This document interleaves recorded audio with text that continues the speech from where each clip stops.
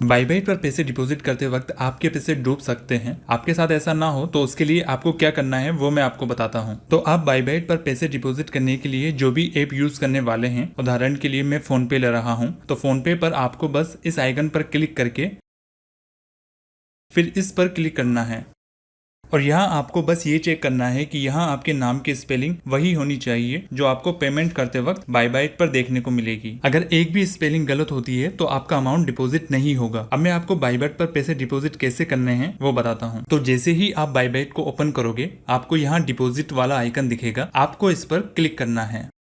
अब यहाँ 3 तरीके हैं पैसे डिपॉजिट करने के। इस वीडियो में हम P2P ट्रेडिंग के जरिए पैसे डिपॉजिट करेंगे क्योंकि इसमें ट्रांजैक्शन फी 0 है। तो आपको बस अब P2P ट्रेडिंग पर क्लिक करना है, जिसके बाद कुछ इस तरीके का इंटरफेस आपको दिखेगा। इस इंटरफेस को देखकर आपको घबराना नहीं है। यहाँ से पैसे डिपॉजिट करना बहुत आसान है। 3 से 4 बार आप पैसे डिपॉजिट करोगे तो अपने आप आपको ये आसान लगने लगेगा। तो यहाँ से पैसे डिपॉजिट करना कैसे है वो समझते हैं। तो यहाँ आपको ये वाला आइकन दिख रहा होगा INR का, और उसके जस्ट नीचे ये 5 ऑप्शन आपको दिख रहे होंगे, जिसका मतलब है कि ये आपसे पूछ रहे हैं कि आप अपने INR के बदले में USDT खरीदना चाहते हैं या फिर बिटकॉइन या इथेरियम या USDC या फिर रूबी। अब होता क्या है कि मैक्सिमम इंडियन ट्रेडर INR के बदले में USDT ही खरीदते हैं, और वो ऐसा इसलिए करते हैं ताकि जो पैसे वो डिपॉजिट करने वाले हैं इसमें, वो पैसे डिपॉजिट करते ही कम ना हो जाए, क्योंकि बिटकॉइन इथेरियम ये बहुत ज्यादा वोलेटाइल क्रिप्टो करेंसीज है, जबकि USDT नहीं है। उदाहरण के लिए आप 10,000 रुपए के बदले में कुछ बिटकॉइन खरीद लेते हो और अगले ही दिन आपके 10,000 रुपए 8,000 रुपए ही रह जाए, यानी 2,000 रुपए का लॉस, जबकि USDT में ऐसे होने के चांसेस बहुत ही कम है। अब हम समझते हैं कि USDT बाय कैसे करनी है। तो इसके लिए सबसे पहले आपको अमाउंट पर क्लिक करके यहाँ 100 रुपीज एंटर करने हैं,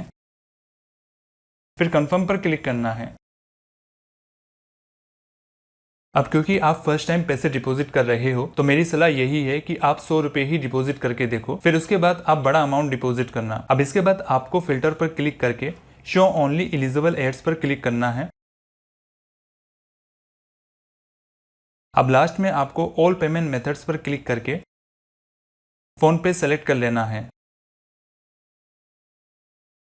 अब इस एरिया में आपको वो लोग दिख रहे होंगे जो आपको INR के बदले में USDT देने वाले हैं। आपको यहाँ बस 3 इन्फॉर्मेशन पर ध्यान देना है। पहला है एक्यूरेसी, जितनी ज्यादा हो उतना बेहतर है। दूसरा आपको चेक करना है लिमिट्स। राहुल की मिनिमम लिमिट है 1,000 रुपए और मैक्सिमम है 3,000 रुपए। वहीं सैयद की 100 रुपए मिनिमम लिमिट है और 2,000 रुपए मैक्सिमम लिमिट है। यानी राहुल से USDT आप तभी खरीद पाओगे जब आप मिनिमम 1,000 रुपए के USDT लोगे। वहीं सैयद से आप 100 रुपए देकर भी USDT खरीद सकते हो। अब एक्यूरेसी और लिमिट चेक करने के बाद आपको बस ये चेक करना है कि जिस सेलर से आप USDT खरीदने वाले हो वो सेलर वो एप्लीकेशन का ऑप्शन आपको दे रहा है या नहीं, जिस एप्लीकेशन से आप पैसे ट्रांसफर करने वाले हो। तो हमारे केस में हम फोन पे का यूज करने वाले हैं और सैयद फोन पे का ऑप्शन दे रहा है। इसी के साथ साथ 662 ऑर्डर पर इसकी एक्यूरेसी 100% है, यानी ये आपके साथ स्कैम नहीं करेगा। वहीं अगर आप कम एक्यूरेसी की तरफ जाओगे तो वहाँ आपके साथ स्कैम होने के चांसेस काफी ज्यादा होंगे। अब यहाँ सैयद 100 रुपए में USDT दे रहा है तो हम अब इसी से USDT बाय करेंगे। यहाँ आपको सिंपली बाय पर क्लिक करना है,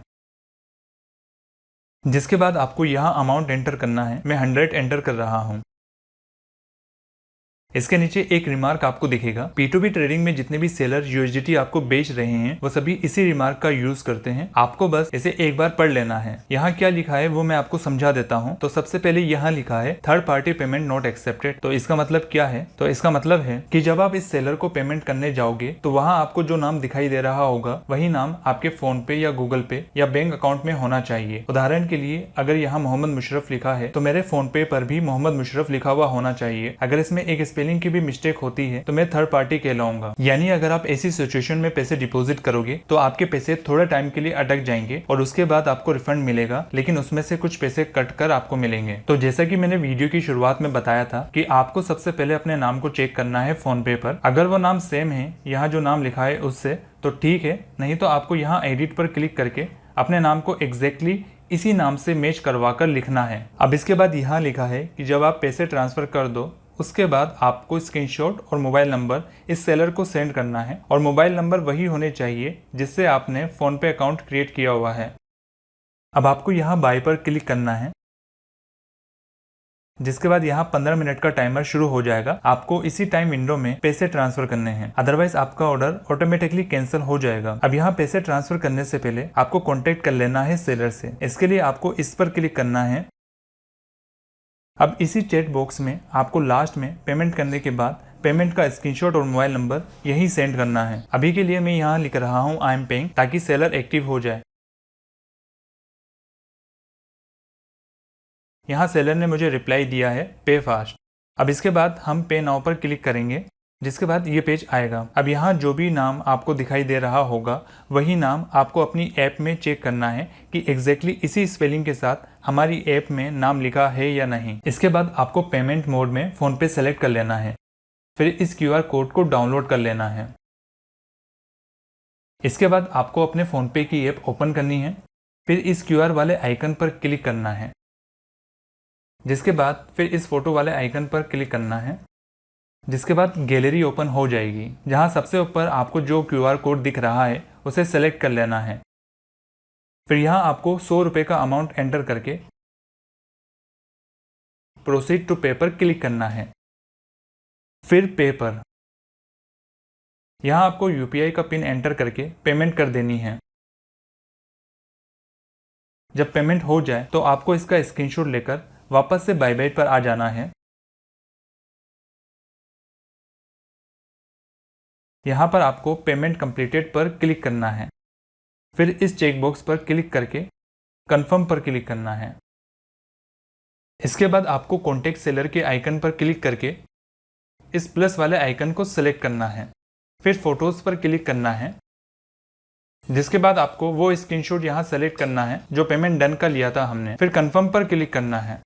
इसके बाद यहाँ फोन पे नंबर भी एंटर करके सेंड कर देना है। अब जैसा कि आप यहाँ देख सकते हो कि फोन नंबर एंटर करने से पहले ही हमें हमारे USDT दे दिए गए हैं सेलर द्वारा। अभी लास्ट में एक और काम आपको करना है जो बहुत ही इंपॉर्टेंट है, लेकिन उससे पहले हम एक बार इन USDT को अपने एसेट में जाकर भी देख लेते हैं। तो यहाँ डन पर क्लिक करने के बाद आपको व्यू माई एसेट पर क्लिक करना है, जिसके बाद आपको टोटल एसेट्स में 1.04 USDT दिखाई दे रहे होंगे। अब अगर आप इन पैसों से क्रिप्टो करेंसीज खरीदना चाहते हो तो आप ऐसा नहीं कर सकते हो। इसके लिए आपको अपने फंडिंग अकाउंट को यूनिफाइड ट्रेडिंग अकाउंट में बदलना होगा। तो इसके लिए आपको बस यहाँ ट्रांसफर पर क्लिक करना है, फिर फ्रॉम में फंडिंग अकाउंट रखना है और टू में यूनिफाइड ट्रेडिंग अकाउंट रहने देना है। इसके बाद कॉइन में USDT ही रहने देना है। फिर अकाउंट में यहाँ मैक्स सेलेक्ट करके पूरा अमाउंट सेलेक्ट कर लेना है, फिर कंफर्म पर क्लिक करना है। अब यहाँ जैसा कि आप देख पा रहे हो कि पहले यहाँ फंडिंग में हमारा बैलेंस शो हो रहा था, अब यहाँ यूनिफाइड ट्रेडिंग में हमारा बैलेंस शो हो रहा है। अब अगले वीडियो में हम पहली क्रिप्टो करेंसी कैसे खरीदे ये देखेंगे। वीडियो अच्छा लगी हो तो लाइक शेयर सब्सक्राइब। मिलते हैं अगले वीडियो में।